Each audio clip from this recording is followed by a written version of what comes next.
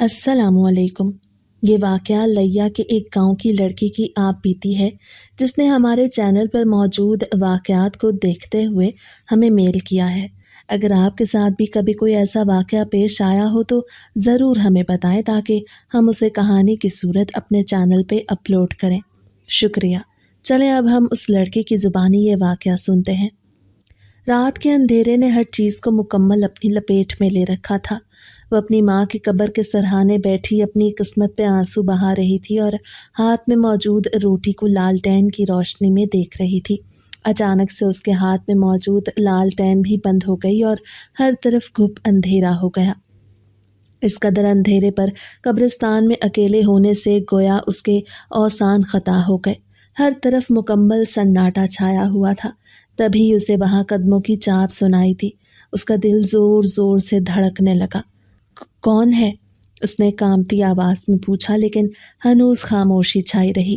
تبھی اسے اپنے بہت قریب کسی کی موجودگی کا احساس ہوا۔ اس نے اپنا ہاتھ ہوا میں بلند کیا اور وہاں کچھ محسوس کرنا چاہا۔ اس کا خون خشک ہو گیا جب اس کا ہاتھ ایک پتھر جیسے وجود سے ٹکرایا۔ تم کون ہو؟ وہ ڈرتی ڈرتی بولی، اور جیسے ہی اس وجود نے جواب دیا سن کے وہ ہوش حواس سے بیگانہ ہو گئی۔ سلیم، میرا دل کرتا ہے میں سب کچھ چھوڑ کے کہیں دور چلی جاؤں۔ مجھ سے آپ کی یہ بے بسی کی حالت دیکھی نہیں جاتی۔ شمشا سلیم کو کھانا دے کے اس کے پاس بیٹھی تو اس کی اتری شکل دیکھ دل میں سوچنے لگی۔ کیا بنا پھر؟ اس نے ڈرتے ڈرتے آہستہ آواز میں پوچھا، کیونکہ اسے پھر سے سلیم کا روز کی طرح کا اترا چہرہ دیکھنا ایک ناقابل برداشت بات تھی۔ کیا بننا ہے؟ کیس کی تاریخ پھر آگے کر دی گئی۔ سلیم نے بے حد بجھے انداز میں کہا تو شمسا کا دل ڈوب گیا۔ اب نہ جانے اور کتنے دن دوبارہ سے وہی امید، اداسی، نا امیدی کی کیفیت میں گزرنے تھے۔ ہنا کی کچھ چیزیں بھی لانے والی پڑی ہیں اور گھر کا سودا بھی ختم ہونے والا ہے۔ اسے سلیم کے آگے سے برتن اکٹھے کرتے ہوئے اسے حالات سے آگاہ کیا تو اس کے ماتھے پر پریشانی کی شکنیں مزید بڑھ گئیں۔ نہ جانے کب تک یہ کیس چلے گا۔ دکان کیس کی وجہ سے بند ہو کے رہ گئی ہے اور جو جمع پونجی تھی وہ بھی ساری کیس پہ لگ چکی۔ اب اور کیا کروں؟ سلیم نے ایک آہ بھری۔ میں تو اس بات پہ حیران ہوتی ہوں کہ وہ کہیں سے بھی اماں کی سگی اولاد اور آپ کی سگی بہن نہیں لگتی۔ شمسا کو بھی شوہر کی پریشانی نے مزید پریشان کر دیا تو نند کے لیے مزید دل برا ہو گیا۔ اس کی آنکھوں پر شمریز کی محبت کی پٹی بندھی ہے۔ اسے جب سے وہ ملا ہے اسے کچھ نظر ہی نہیں آتا۔ سلیم کا دل دکھی ہوا پڑا تھا۔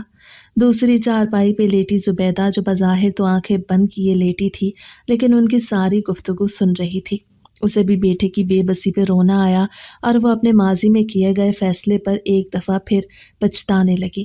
اگر وہ ماضی میں ایک فیصلہ نہ کرتی تو آج شاید حالات مختلف ہوتے۔ اس فیصلے کی وجہ سے نہ جانے اسے کیا کیا بھگتنا پڑ رہا ہے، اور اس کے ساتھ سلیم کو بھی۔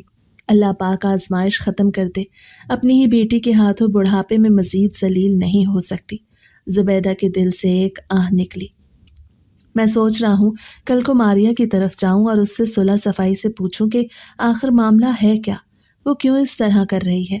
سلیم پھر سے شمسا سے مخاطب ہو کے بولا، میرا نہیں خیال وہ کوئی بات کرے گی، کیونکہ جس قدر وہ پتھر دل ہوئی ہے اسے صرف پیسے کی ہوس پڑی ہے۔ شمسا کا انداز تلخ ہوا تو سلیم نے اسے ٹوکا، نہیں کرو شمی، میری بہن ہے وہ، جو بھی کر رہی ہے، لیکن مجھے آج بھی اپنے بچوں کی طرح عزیز ہے۔ ابا کے بعد میں نے اسے بیٹی کی طرح رکھا ہے۔ ہاں، اس لیے وہ آپ کو اتنا اچھا صلہ دے رہی ہے۔ اسے تو کوئی محبت کبھی بھی نہیں، اسے یاد ہے تو صرف پیسہ۔ شمسا یہ کہہ کے وہاں سے اٹھ کے چلی گئی اور سلیم کے دل میں ایک انجانے دکھ کی لہر دوڑی۔ کتنا مشکل ہوتا ہے نا اپنوں کے ہاتھ ٹوٹنا۔ وہ سوچتے سوچتے نیند کی وادی میں چلا گیا۔ زبیدہ بیگم کے 2 بچے سلیم اور ماریا تھے۔ سلیم ابھی 14 سال اور ماریا صرف 10 سال کی تھی جب ان کے والد کا انتقال ہو گیا۔ زبیدہ بیگم نے محنت مشقت کر کے ان کو پالا۔ جیسے ہی سلیم 17 سال کا ہوا اس نے پڑھائی کو خیر بات کہہ دیا اور گھر چلانے کے لیے اپنے ابا کی دکان کو دوبارہ سے چلانا شروع کر دیا، اور یوں گھر کے حالات بہتر سے بہتر ہوتے گئے۔ سلیم ماریا کو اپنے بچوں کی طرح رکھتا، اس کی ہر خواہش پوری کرتا۔ ماریا ایف اے کی اسٹوڈنٹ تھی۔ کچھ دنوں سے اس نے ایک ہی رٹ لگائی تھی کہ اس کی سہیلی بانو سر حسن کے گھر ٹیوشن پڑھنے جاتی ہے تو اسے بھی وہاں بھیجیں، لیکن زبیدہ بیگم کسی بھی طور راضی نہیں ہو رہی تھی۔ حسن ان کے ہی محلے کا لڑکا تھا جو شادی شدہ تھا اور بچوں کو پڑھاتا تھا، لیکن اس کا چھوٹا بھائی انتہا کا عیاش اور آوارہ تھا، جس کی وجہ سے محلے کی بہت سے گھروں سے حسن کے گھر شکایتیں جاتی تھیں۔ وہ اپنے بھائی کو سمجھاتا لیکن اسے گھر سے تو نہ نکال سکتا تھا۔ جب ماریا کی ضد بڑھتی گئی تو سلیم نے ماں کو سمجھایا کہ اس نے پڑھنے جانا ہے تو آپ اسے جانے دیں، تو زبیدہ مان گئی، لیکن ان کا دل انجانے وسوسوں میں گرا رہتا۔ لیکن پھر آہستہ آہستہ وہ بھی مطمئن سی ہو گئی۔ ایک دن سلیم نے ماریا اور اس کی سہیلی کو حسن کے بھائی کے ساتھ بائک پہ گھر آتے دیکھا تو وہ دھک رہ گیا، لیکن گھر میں ان کی شادی کی تیاریاں عروج پہ تھیں اور ماریا بھائی کی شادی کی وجہ سے بہت خوش تھی، اس لیے سلیم کو اس طرح اس سے ایسے سوال کرنا مناسب نہ لگا اور اس نے شادی کے بعد بات کرنے کا سوچا۔ اس کی شادی اس کی ماموزاد بیٹی شمسا سے ہو رہی تھی۔ شادی کے بکھیڑوں میں وہ مکمل اس بات کو بھول گیا۔ ماریا اب بھی حسن کے گھر ہی ٹیوشن جاتی تھی، لیکن زبیدہ کو کچھ دن سے اس کے انداز بدلے بدلے لگ رہے تھے۔ وہ اکیلی آئینے کے سامنے کھڑی خود کو دیکھ کے مسکراتی۔ پہلے بھی وہ صاف ستھرا لباس پہن کے جاتی تھی، مگر اب وہ باقاعدہ تیار ہو کے جاتی۔ زبیدہ کے دل کو ہول اٹھتے اور وہ اسے ٹوکتی تو وہ مزید چڑھ جاتی۔ اماں، تو ہر وقت مجھ پہ ٹوکا ٹاکی نہ کیا کر، ماریا غصے سے کہتی ہوئی ماں کو مزید غصہ دلا جاتی، لیکن اب گھر میں وہ بہو کے سامنے مزید بات کو نہیں بڑھا سکتی تھی، اس لیے چپ کر جاتی۔ ماریا کا رزلٹ آیا تو سب نے اسے ہلا کے رکھ دیا، کیونکہ ماریا ایک بہت لائق اور ہمیشہ اول گریڈ لینے والی لڑکی فیل ہو گئی تھی۔ زبیدہ کے ساتھ ساتھ سلیم بھی تشویش میں پڑ گیا۔ اسے ماریا سے پوچھا تو وہ رونے لگی اور سارا الزام ان پہ ڈال دیا۔ کہنے لگی کہ میں آپ لوگوں سے شروع سے کہتی تھی کہ مجھے ٹیوشن ڈال دیں، لیکن آپ لوگوں نے میری بات نہیں سنی اور سال ختم ہونے والا تھا۔ جب ٹیوشن ڈالا تو یہی کچھ ہونا تھا، بھلا اتنے کم عرصے میں کیسے تیاری ہو سکتی تھی؟ حالانکہ سلیم اچھے سے جانتا تھا کہ اسے ٹیوشن جاتے ہوئے 8-9 ماہ ہو چکے تھے، لیکن اس نے زیادہ نہ کوریدا اور دوبارہ سے اسے ایف اے میں داخلہ دلوا دیا۔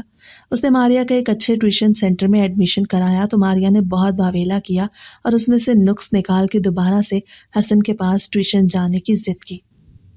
اس دفعہ بھی سلیم کو ہتھیار ڈالنے پڑے اور وہ راضی ہو گیا۔ سلیم کی طرف بیٹی ہوئی تو ایک دفعہ پھر سب کا ماریا کی طرف سے دھیان ہٹ گیا۔ اماں کو اب ماریا کی شادی کی فکر ستانے لگی، لیکن ماریا کی ایک ہی ضد تھی کہ اسے پڑھنے دیں، ابھی وہ شادی نہیں کرے گی۔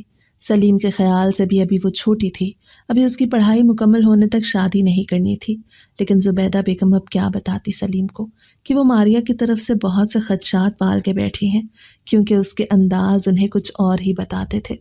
سلیم اپنی دکان پہ بیٹھا تھا، وہ چونکہ صبح صبح دکان پہ آ جاتا تاکہ صفائی کر کے ہر چیز سیٹ کر لے، تو اس لیے صبح صبح دکان پہ کوئی بھی گاہک نہیں آیا تھا۔ تبھی حسن اس کے پاس آیا اور سودا خریدنے لگا۔ ارے حسن صاحب، کافی جلدی میں لگ رہے ہیں۔ سلیم نے انہیں جلدی جلدی بولتے دیکھا تو ہنس کے کہنے لگے، تو حسن آہ بھر کے رہ گیا۔ کیا کروں سلیم بھائی، اب جس اسکول میں پڑھاتا ہوں وہیں ٹیوشن بھی شروع کر دی ہے، اس لیے صبح کا گیا رات کو گھر آتا ہوں تو بیگم کو روز سودے کی شکایت رہتی ہے۔ چھوٹا بھی سارا دن آوارہ رہتا ہے، تو اس لیے آج سوچا صبح صبح پہلے یہ کام تو ختم کر جاؤں۔ حسن نے اسے تفصیل سے بتایا۔ اچھا، تو جو بچے گھر آتے تھے انہیں بھی اسکول میں ہی پڑھاتے ہوں گے؟ سلیم نے عام سے انداز میں سوال کیا اور ساتھ ساتھ سودا ڈال دیا تھا۔ ارے نہیں سلیم بھائی، انہیں تو میں نے 1 مہینہ ہو گیا سب کو چھٹی کرا دی، اب اپنی ماریا کو بھی چھٹی کرا دی۔ ویسے اب کہاں جا رہی ہے وہ؟ بڑی لائق بچی ہے، لیکن چھٹیاں بہت کرتی تھی، ہفتے میں 1-2 دن آنے کی وجہ سے اس کا رزلٹ اتنا گندا آیا۔ اب میں نے کہا کہ کہیں اور تیاری کر لے۔ حسن اس سے اب سودے کے پیسوں کے متعلق پوچھ رہا تھا، لیکن سلیم کو تو لگا کہ ساتوں آسمان اس کے اوپر گر گئے ہیں۔ وہ حیران سی شکل لیے حسن کا منہ دیکھ رہا تھا کہ کیا اس نے اپنے کانوں سے جو سنا وہ واقعی سچ ہے۔ حسن سودا لے کے چلا گیا، لیکن سلیم کو بے حد پریشان کر گیا۔ سلیم دوپہر تک ایسے ہی پریشان رہا اور اسے کچھ سمجھ نہ آ رہی تھی کہ وہ دکان پہ کسے کیا سودا دے رہا ہے۔ دوپہر کو وہ آخر تھک ہار کے گھر چلا گیا۔ گھر جا کے اس نے شمسا سے ایسے ہی باتوں باتوں میں ماریا کا پوچھا تو وہ کہنے لگی کہ وہ ٹیوشن کے لیے تیار ہو رہی ہے۔ سلیم کا دماغ پھر سے معاف ہو گیا۔ وہ اٹھ کے اماں اور ماریا کے مشترکہ کمرے میں گیا، جہاں ماریا نک سکسی تیار ہو کے کھڑی تھی۔ ارے سلیم، تو اتنی جلدی آ گیا آج؟ اماں نے اسے دیکھا تو پریشانی سے پوچھنے لگی۔ ہاں اماں، کچھ کام تھا تو اسی لیے دکان بند کر دی، اور پھر سوچا گھر چکر لگا لوں۔ ماریا، تم کہاں جا رہی ہو؟ سلیم نے اس سے سوال کیا تو وہ ایک دم سے گڑبڑا گئی اور پھر خود کو نارمل کرتے ہوئے کہنے لگی کہ میں ٹیوشن جا رہی ہوں۔ تو سلیم دوبارہ سے پوچھنے لگا، حسن کیسا پڑھا رہا ہے؟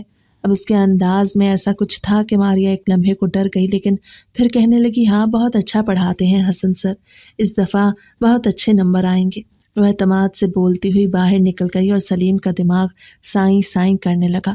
اس نے ماریا کو پیچھے سے آواز دی تو وہ دوبارہ اندر آ گئی۔ سلیم کہنے لگا، رکو میں تمہیں چھوڑ دیتا ہوں، بھلا کہاں اکیلی پیدل خوار ہوتی پھرو گی؟ تو ماریا کے چہرے کا رنگ فک ہو گیا۔ ارے نہیں، میں خود چلی جاؤں گی، آپ اپنی دکان پہ جائیں۔ ماریا نے خود کو بظاہر نارمل رکھتے ہوئے کہا، لیکن اس کا لہجہ بری طرح کانپ رہا تھا اور سلیم کو یہ بات اچھے سے محسوس ہو رہی تھی کہ وہ کیوں ایسے کہہ رہی ہے۔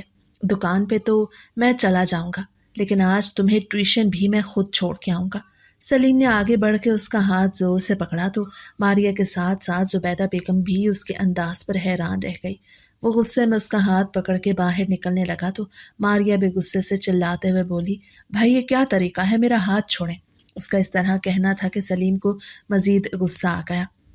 اس نے ایک زوردار تھپڑ اس کے منہ پہ لگایا اور کہنے لگا، میرے سامنے زیادہ زبان نہیں چلانی، مجھے سیدھے طریقے سے بتاؤ کہ تم آخر جاتی کہاں ہو۔ اس کی بات سن کے ماریا ششدر رہ گئی اور ماریا کے ساتھ ساتھ زبیدہ بیگم بھی سکتے میں آ گئیں۔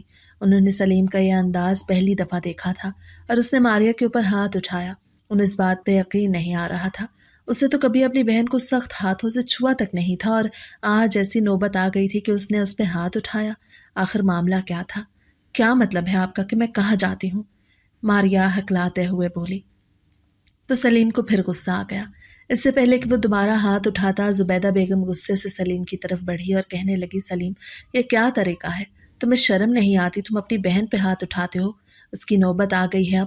انہوں نے غصے سے سلیم کو گھورا اور ماریا کا ہاتھ پکڑ کے اسے پیچھے کیا۔ امی آپ کو اچھے طریقے سے پتا ہے کہ میں بلا وجہ ایسا کچھ نہیں کر رہا، یہ اسی قابل ہے، اس تھپڑ کے نہیں بلکہ یہ تو قتل کرنے کے قابل ہے۔ سلیم غصے سے ہانپ رہا تھا، لیکن سلیم ہوا کیا ہے یہ تو بتاؤ۔ زبیدہ بیگم بھی تشویش میں مبتلا ہو گئی تو سلیم کہنے لگا، اس سے پوچھیں یہ روز کہاں جاتی ہے؟ ٹیوشن جاتی ہے، اور اس نے کہاں جانا ہے؟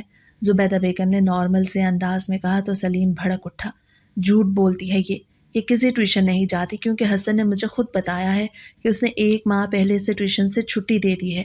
یا اب حسن کے گھر ٹیوشن نہیں جاتی تو پھر یہ کہاں جاتی ہے؟ مجھے ایک دفعہ بتا دے، نہیں تو میں آج اس کا قتل کر دوں گا۔ سلیم کو طیش آ رہا تھا، اس کا بس نہیں چل رہا تھا کہ وہ کچھ کر دے۔ سلیم کی بات سن زبیدہ بیگم کے قدموں تلے سے زمین نکل گئی۔ کیا مطلب؟ اگر یہ ٹیوشن نہیں جاتی تو پھر یہ کہاں جاتی ہے؟ اب وہ ماریا کی طرف بڑھی اور اس سے کہنے لگی کہ مجھے سچ سچ بتاؤ، کیا تمہارا بھائی ٹھیک کہہ رہا ہے؟ ایسی ہی بات ہے، تم ٹیوشن نہیں جاتی تو پھر تم کہاں جاتی ہو؟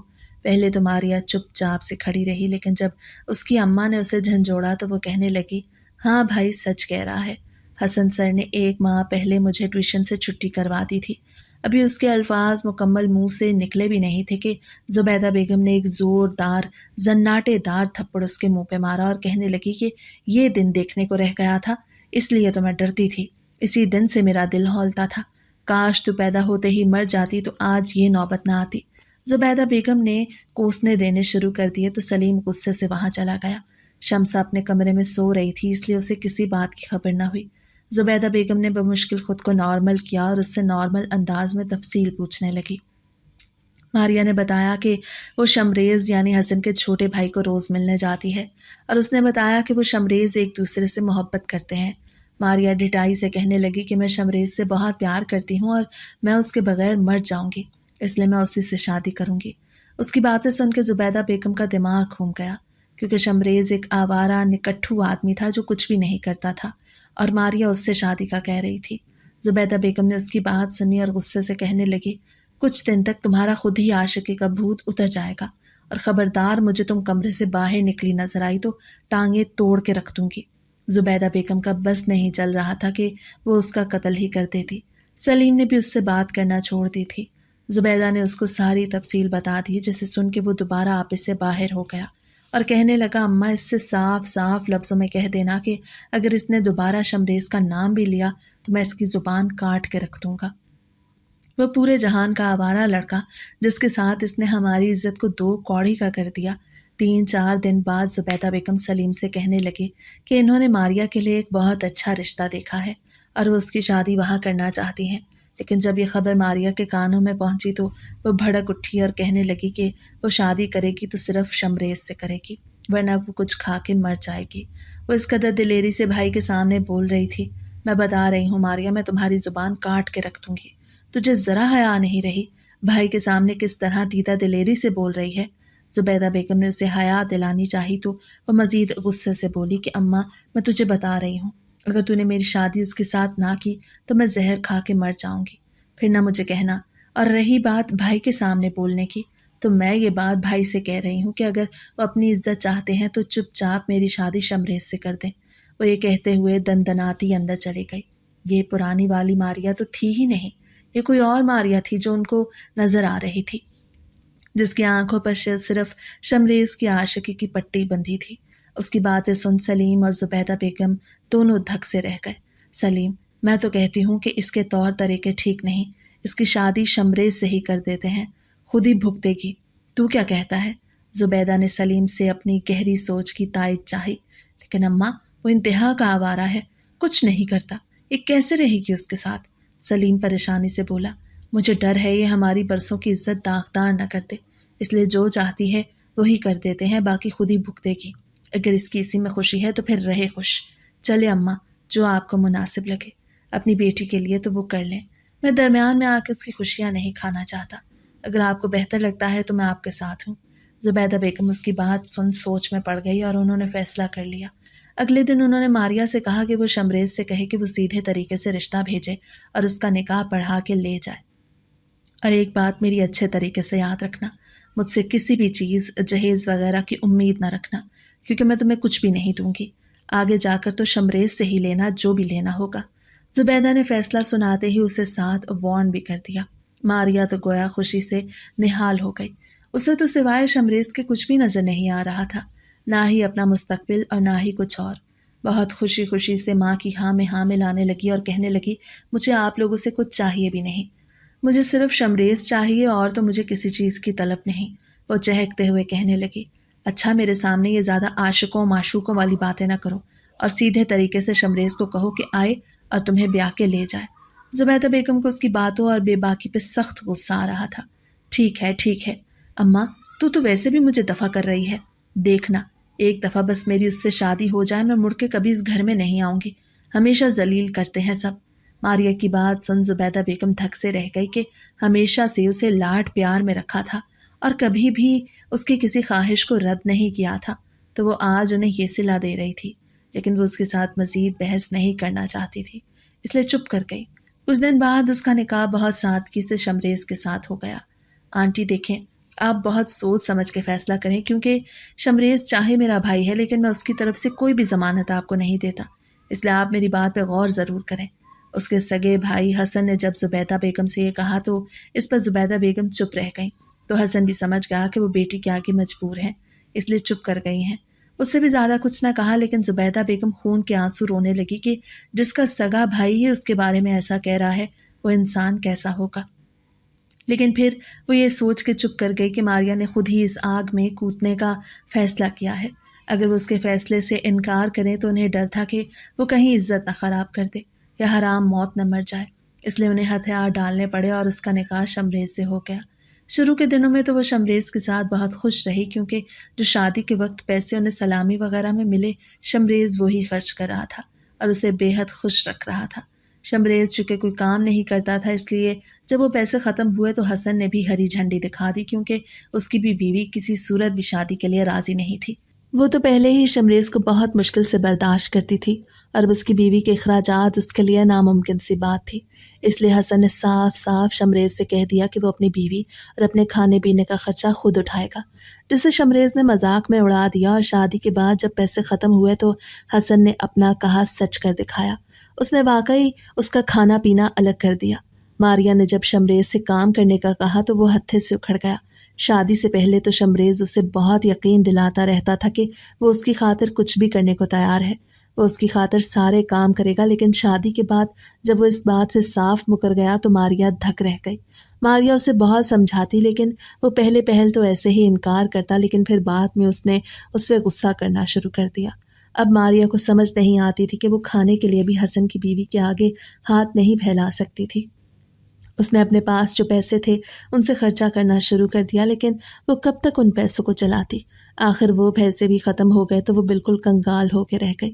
اب اسے سمجھ آ رہی تھی کہ محبت سے پیٹ نہیں بھرتا، بلکہ اس کی ماں اور بھائی اس کے لیے بہتر سوچ رہے تھے۔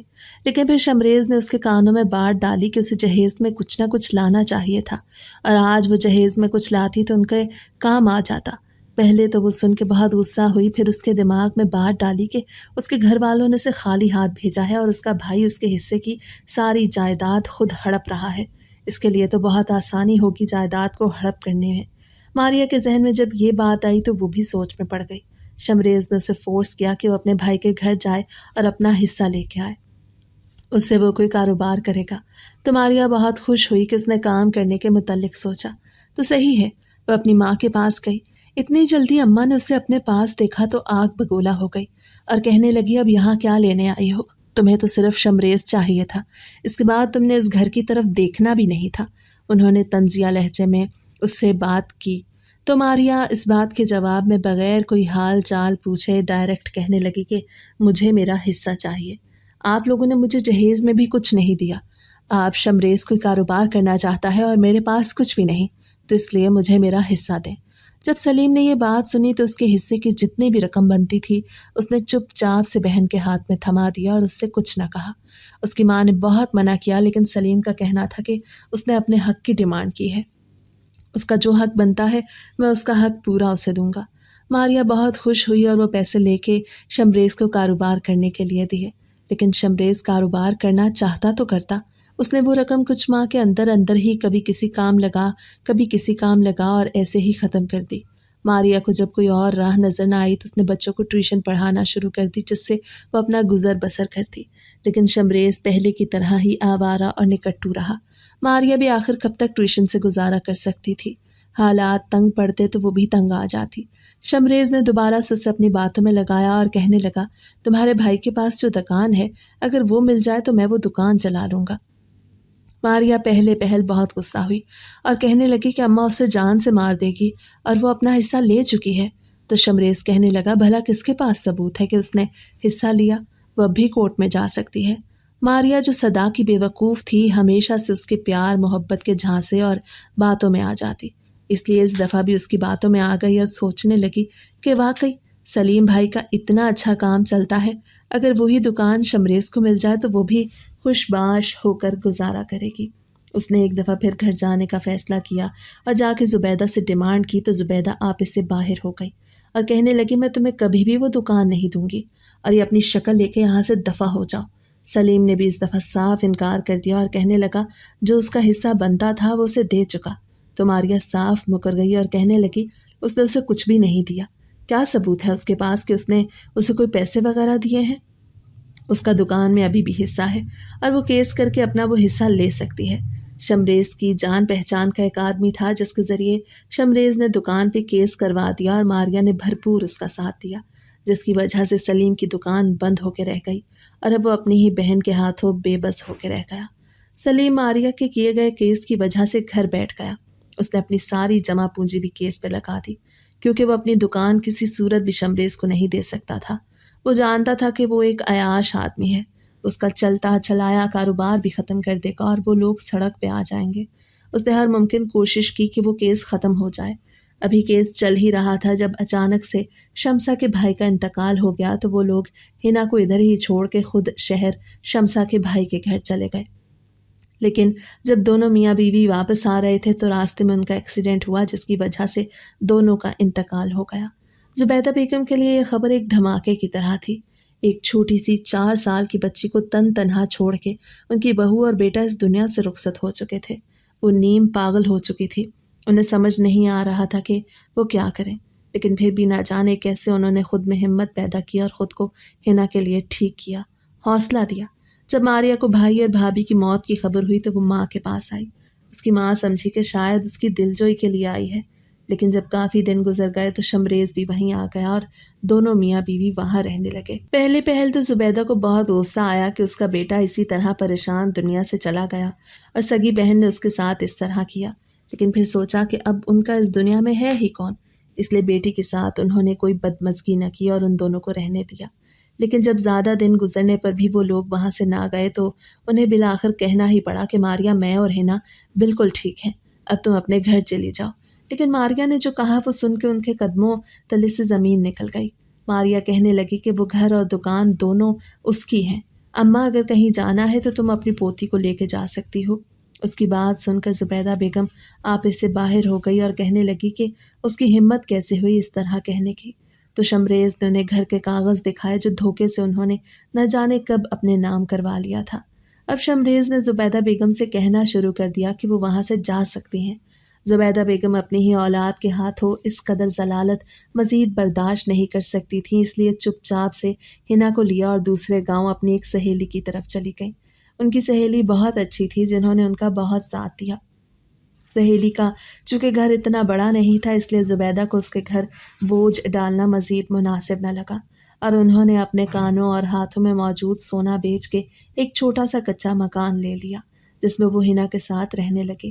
خود زبیدہ بیگم نے مزدوری کرنا شروع کر دی اور اپنا اور ہنا کا پیٹ پالنے لگی۔ ہنا اب 14 سال کی ہو گئی تھی۔ اس کا کل جہان اس کی دادی تھی، لیکن اسے کچھ دنوں سے عجیب سی پریشانی نے گھیر رکھا تھا۔ وہ جب بھی اکیلی کہیں پہ بیٹھی ہوتی تو اسے یوں محسوس ہوتا جیسے اس کے پاس کوئی بیٹھا ہوا ہے، اور اکثر واقعات تو ایسے تھے جنہیں وہ ذہن سے نکال نہیں پا رہی تھی۔ ایک دفعہ وہ رات کے وقت یوں ہی بیٹھی اپنے ماں اور بابا کو بہت شدت سے یاد کر رہی تھی جب اچانک سے اسے لگا کہ اس کے کندھے پہ کسی نے تسلی دینے کے لیے ہاتھ رکھا ہو۔ وہ بہت زیادہ ڈر گئی، لیکن اس نے اپنی دادی کو کچھ نہ بتایا کیونکہ وہ پہلے ہی اس کی طرف سے بہت زیادہ فکر مند رہتی تھی۔ اگر وہ انہیں مزید ایسا کچھ بتا دیتی تو وہ مزید پریشان ہو جاتی۔ اور ایک دفعہ وہ کنویں سے پانی بھرنے گئی تو وہاں پہ اس کی حیرت کی انتہا نہ رہی جب خالی ڈول رکھ کے گئی تھی، لیکن جب آ کے دیکھا تو وہ بھرا ہوا تھا۔ اس کو اس واقعے نے بے حد پریشان کر کے رکھ دیا اور دادی نے بھی اس کی پریشانی کو نوٹ کیا تھا، لیکن وہ کچھ بھی بتانے پہ تیار نہیں تھی۔ کچھ دن پہلے ہی دادی کی طبیعت بہت زیادہ خراب رہنے لگی تو اس لیے اس نے کنویں سے پانی لانا شروع کر دیا۔ جب پہلے دن حادثہ ہوا تو اگلے دن وہ پانی لانے کے لیے بہت زیادہ ڈر رہی تھی، لیکن پھر ہمت کرتی ہوئی اپنی سہیلیوں کو ساتھ لے کنویں کی طرف چل دی۔ عورتیں کنویں سے پانی اپنی اپنی باری پہ بھر رہی تھیں۔ جب اس کی باری آئی تو وہ آخری تھی۔ اس کی سہیلیاں دور کھڑی ہو کے اس کا انتظار کرنے لگی۔ اسے ڈھول پانی کے اندر ڈالا تو جیسے ہی اپنے ڈول میں پانی انڈیلنے لگی تو اس کے ڈول میں کچھ چمک رہا تھا۔ اسے ڈرتے ڈرتے ہاتھ لگا کے اسے ہاتھ میں پکڑا تو وہ سونے کے سکے تھے۔ وہ ایک دم سے ڈر گئی، لیکن پھر اس کی سہیلی نے آواز دی تو اس نے جلدی سے وہ سکے چادر میں باندھ لیے۔ وہ کسی کو بھی اپنے ساتھ ہونے والے اس واقعے کے متعلق نہیں بتانا چاہتی تھی۔ وہ سہیلیوں کے ساتھ گھر آئی تو وہ مکمل طور پہ ڈری ہوئی تھی۔ اس کی دادی نے اس کو اس طرح سہمے ہوئے دیکھا تو اس سے پوچھنے لگی کہ اسے کیا ہوا ہے، لیکن اس نے کچھ نہیں بتایا اور کمرے کے اندر جا کے اس نے وہ سکے ہاتھ میں پکڑ کے دیکھے۔ ان کی چمک بہت زیادہ تھی جس کی وجہ سے وہ بہت خوبصورت معلوم ہو رہے تھے۔ اس نے وہ سکے اٹھا کے دادی کے پرانے صندوق میں سب سے نیچے رکھ دیا اور خود سوچنے لگی کہ اسے دادی کو اس متعلق بتانا چاہیے یا نہیں بتانا چاہیے۔ اس نے پھر فیصلہ کیا کہ وہ دادی کو تمام باتیں سچ سچ بتا دے گی، اس سے پہلے کہ اس کے ساتھ کچھ برا ہو جائے۔ وہ یہ سوچ کے مطمئن ہو گئی۔ تبھی دروازے پر دستک ہوئی اور فقیر کہنے لگا کہ اللہ کے نام پہ کچھ دے دو۔ وہ جلدی سے آگے بڑھی اور بنائی گئی تازہ روٹی اور سالن فقیر کو دینے لگی، لیکن جیسے ہی وہ دروازے پہ پہنچی فقیر اس سے مخاطب ہوا اور کہنے لگا کہ وہ سکے جو اسے آج ملے ہیں وہ سنبھال کے رکھنا۔ اس کی بات سن کے ہنا کے تو قدموں تلے سے زمین نکل گئی۔ وہ حیرانی سے فقیر کی طرف دیکھنے لگی، لیکن فقیر کا سارا منہ چھپا ہوا تھا، اس کے لیے ہاتھ نظر آ رہے تھے۔ اس نے خود کو پوری طرح چادر میں لپیٹا ہوا تھا۔ تم کون ہو؟ اور تم ہی ہو نا جو میرے ساتھ اس طرح کر رہے ہو؟ ہنا نے کامتی ہوئی آواز میں کہا تو فقیر نے اس کی بات کا جواب دیے بغیر اسے دعائیں دیتا وہاں سے چلا گیا۔ اس نے ہنا کی بات کا کوئی جواب نہ دیا۔ ہنا جو اتنی ہمت کر کے دادی کو ساری بات بتانے والی تھی، اس کی ہمت دوبارہ سے ختم ہو گئی۔ وہ اپنی پریشانی میں گری تھی کہ دادی کی طبیعت زیادہ خراب ہونے لگی۔ وہ ہنا کے متعلق بہت پریشان تھی۔ ہنا، میں تو صرف یہ سوچتی ہوں کہ اگر میں نہ رہی تو تمہارا کیا بنے گا؟ دادی نے پریشانی سے ہنا کا ہاتھ پکڑتے ہوئے کہا تو ہنا کی آنکھوں میں آنسو آ گئے اور وہ کہنے لگی، دادی آپ تو اس طرح کی باتیں نہ کریں، میرا آپ کے علاوہ اس دنیا میں ہے کون؟ تو دادی کہنے لگی، بیٹا دیکھو، اب خدا کے آگے کس کی چلتی ہے؟ میری طبیعت بہت زیادہ خراب رہنے لگی ہے اور میں نہیں جانتی کہ کب میں آنکھیں بند کر جاؤں، تو اس لیے مجھے تمہاری فکر لگی رہتی ہے کہ میرے بعد کیا کرو گی۔ تو ہنا تسلی دیتے ہوئے کہنے لگی کہ وہ ٹھیک ہو جائیں گی، لیکن اس کی تسلی صرف تسلی ہی رہی، کیونکہ اسی رات دادی کا انتقال ہو گیا۔ ہنا کی تو گویا دنیا ہی لٹ گئی، اس کا پوری دنیا میں دادی کے علاوہ کوئی نہیں تھا۔ اس نے اپنی پھپھو ماریا کے متعلق دادی سے سنا تو ہوا تھا، لیکن کبھی ان کو دیکھا نہیں تھا۔ گاؤں والوں نے دادی کی تدفین کی اور سب اپنے اپنے گھروں کو چلے گئے، لیکن وہ تنہا رہ گئی۔ اس کو بہت بھوک لگی تھی۔ ہمسائی ایک روٹی دے کے گئی، لیکن وہ اپنی دادی کے بغیر روٹی کیسے کھا لیتی؟ اس کا دل ڈوبنے لگا۔ وہ اپنی اماں کی قبر پہ جانا چاہتی تھی، ان کی آغوش میں سونا چاہتی تھی، ان کے ساتھ روٹی کھانا چاہتی تھی۔ اس نے ایک لالٹین پکڑی اور ساتھ میں بڑی چادر میں خود کو چھپایا اور قبرستان کی طرف چل پڑی۔ پہلے تو اسے ہر چیز سے خوف آ رہا تھا، لیکن تھوڑی سی دور چل کے وہ خوف بھی ختم ہو گیا۔ وہ اپنی اماں کی قبر سرہانے جا کے بیٹھ گئی۔ رات کے اندھیرے نے ہر چیز کو مکمل اپنی لپیٹ میں لے لیا تھا۔ وہ اپنی ماں کی قبر کے سرہانے بیٹھی اپنی قسمت پہ آنسو بہا رہی تھی اور ہاتھ میں موجود روٹی کو لالٹین کی روشنی میں دیکھ رہی تھی۔ اچانک سے اس کے ہاتھ میں موجود لالٹین بھی بند ہو گئی اور ہر طرف گھپ اندھیرا ہو گیا۔ اس قدر اندھیرے پر قبرستان میں اکیلے ہونے سے اس کے گویا اوسان خطا ہو گئے۔ ہر طرف مکمل سناٹا چھایا ہوا تھا۔ تبھی اسے وہاں قدموں کی چاپ سنائی دی۔ اس کا دل زور زور سے دھڑکنے لگا۔ کون ہے؟ اس نے کانپتی آواز میں پوچھا، لیکن ہنوز خاموشی چھائی رہی۔ تبھی اسے اپنے بہت قریب کسی کی موجودگی کا احساس ہوا۔ اس نے اپنا ہاتھ ہوا میں بلند کیا اور وہاں کچھ محسوس کرنا چاہا۔ اس کا خون خشک ہو گیا جب اس کا ہاتھ ایک پتھر جیسے وجود سے ٹکرایا۔ تم کون ہو؟ وہ ڈرتی ڈرتی بولی، اور جیسے ہی اس وجود نے جواب دیا، وہ سن کے وہ ہوش حواس سے بیگانہ ہو گئی۔ وہ ہوش میں آئی تو اپنے گھر میں تھی۔ اسے کچھ یاد نہیں آ رہا تھا کہ اس کے ساتھ کیا ہوا اور وہ کیوں بے ہوش ہوئی تھی، لیکن اس نے اپنے دماغ پہ زور ڈالا تو اسے رات والا واقعہ یاد آ گیا۔ وہ اچانک سے ڈر کے بیٹھ گئی۔ دن کی روشنی پھیلی ہوئی تھی اور وہ نہ جانے کتنی دیر ایسے ہی بے ہوش رہی تھی، لاوارثوں کی طرح۔ اسے دیکھنے والا بھلا کون تھا جو دیکھتا؟ دوبارہ سے اسے دادی یاد آئی تو وہ دکھ سے سوچ کے رہ گئی۔ اسے 3 دن سے کچھ نہیں کھایا تھا، جب بھوک کی وجہ سے اسے چکر آ رہے تھے۔ تبھی یہ اچانک سے اسے اپنے پاس ایک آواز سنائی دی۔ دیکھو، اگر تم یہ سمجھ رہی ہو کہ تم اس دنیا میں بالکل اکیلی ہو تو ایسی کوئی بات نہیں۔ تم اس دنیا میں اکیلی نہیں، بلکہ میں تمہارے ساتھ ہوں اور ہمیشہ ساتھ رہوں گا۔ وہ ایک مردانہ آواز تھی جو رات بھی اسے سنائی دی اور پھر اسے سنائی دے رہی تھی۔ وہ خوف سے تھر تھر کانپنے لگی۔ تب دوبارہ سے آواز کے ساتھ ایک آدمی نمودار ہوا جس کا چہرہ مکمل طور پہ چادر سے ڈھانپا ہوا تھا۔ ہنا اپنے دماغ پہ زور ڈالنے لگی کہ اس نے ایسا حلیہ پہلے بھی کہیں دیکھا ہے اور ایسی آواز پہلے بھی کہیں سن رکھی ہے، لیکن اسے کچھ بھی یاد نہ آیا کہ اس نے یہ آواز اور یہ حلیہ پہلے کہاں دیکھا ہے۔ تبھی وہ آدمی دوبارہ سے کہنے لگا کہ میں تمہیں کوئی بھی نقصان نہیں پہنچاؤں گا، اس لیے تمہیں مجھ سے خوف کھانے کی بالکل بھی ضرورت نہیں۔ لیکن تم ہو کون اور اس طرح میرے گھر میں کیا کر رہے ہو؟ ہنا نے ڈرتے ڈرتے اس سے پوچھا تو وہ کہنے لگا کہ میں وہی فقیر ہوں جو اس دن تمہارے پاس آیا تھا۔ تو ہنا کو یاد آ گیا کہ ہاں، یہ حلیہ اور یہ آواز اس نے تبھی سنی تھی۔ اس سے پوچھنے لگی کہ تم اب کیا چاہتے ہو؟ تو وہ کہنے لگا، دیکھو، میں کوئی انسان نہیں بلکہ ایک جن ہوں۔ اس کی بات سن ہنا تو گویا سر پکڑ کے بیٹھ گئی۔ وہ ڈرتے ہوئے بیڈ پہ پیچھے ہونے لگی تو اس نے کہا کہ میں تمہیں پہلے بھی کہا کرتا تھا کہ میں تمہیں کوئی بھی نقصان نہیں پہنچاؤں گا، بلکہ میں تمہارا خیر خواہ ہوں، اس لیے مجھ سے ڈرنے کی بالکل ضرورت نہیں۔ اگر میں نے تمہیں نقصان پہنچانا ہوتا تو میں بچپن سے تمہارے ساتھ ہوں، میں تب تمہیں نقصان پہنچا دیتا۔ لیکن میری ایک بات یاد رکھنا، میں تم سے بہت محبت کرتا ہوں اور بچپن سے تمہارے ساتھ ہوں اور ہمیشہ ساتھ رہوں گا، اس لیے خود کو اکیلا محسوس نہیں کرنا اور مجھ سے ڈرنے کی بالکل بھی ضرورت نہیں۔ اس کی باتیں سن کے ہنا دہک کے رہ گئی۔ اسے لگا وہ کوئی خواب دیکھ رہی ہے، لیکن وہ خواب نہیں بلکہ ایک حقیقت تھی۔ وہ جن کہنے لگا کہ وہ اس پہ آیا اس لیے نہیں ہوتا تھا کہ وہ ڈر نہ جائے، لیکن جب اسے ضرورت پڑی تو وہ عیاں ہو گیا۔ اچھا، تو بچپن سے میرے ساتھ جو عجیب و غریب واقعات ہوتے ہیں ان کی وجہ بھی تم ہی ہو؟ ہنا نے کانپتی ہوئی آواز میں کہا تو اس نے اسبات میں گردن ہلا دی اور کہنے لگا، ہاں، میں ہر وقت تمہارے ساتھ ہوتا ہوں۔ جو بھی عجیب و غریب واقعہ تمہارے ساتھ ہوتا ہے میری ہی وجہ سے ہوتا ہے۔ تو اب تم کیا چاہتے ہو؟ ہنا نے اس سے دریافت کیا تو وہ کہنے لگا، میں ہمیشہ تمہارے ساتھ رہنا چاہتا ہوں اور چاہتا ہوں کہ تمہیں کبھی بھی نہ لگے کہ تم اکیلی ہو۔ لیکن اس طرح کیسے ہو سکتا ہے؟ تم میرے ساتھ رہو گے تو لوگ 100 سوال کریں گے۔ ہنا نے سوچتے ہوئے اپنے چھوٹے سے دماغ پہ زور ڈالتے کہا تو وہ کہنے لگا، تم واقعی پاگل ہو، بھلا میں سب کو تھوڑی نظر آؤں گا، میں تو صرف تمہیں ہی نظر آؤں گا۔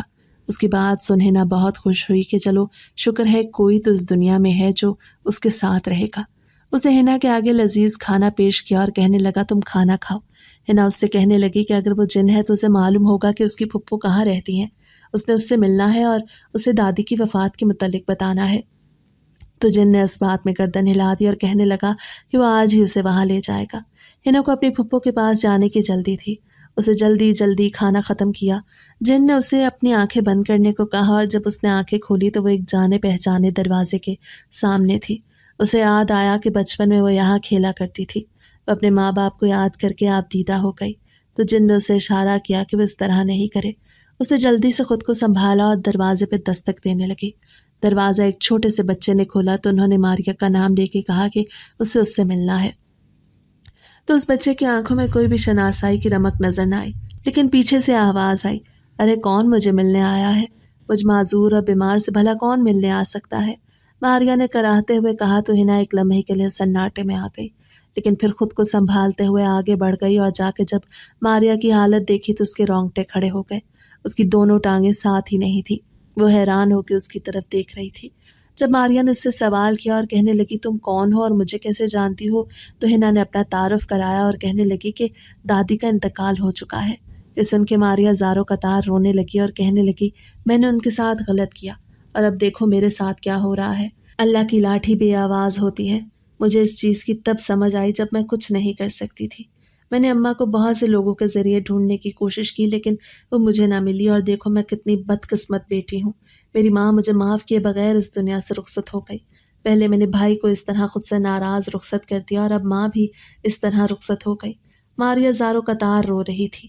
ہنا کو سمجھ نہیں آ رہی تھی کہ وہ اس کو کس طرح سے تسلی دے۔ ماریا نے بتایا کہ اس کے شوہر کا انتقال ہو چکا تھا اور اس کی بھی ٹانگیں ٹوٹ چکی ہیں اور دکان بک گئی تھی۔ اب وہ لوگوں کے سہارے رہ گئی تھی۔ اگر اس نے اپنی ماں کے ساتھ اس طرح کیا تھا تو اس کے ساتھ بھی اس طرح ہو رہا تھا۔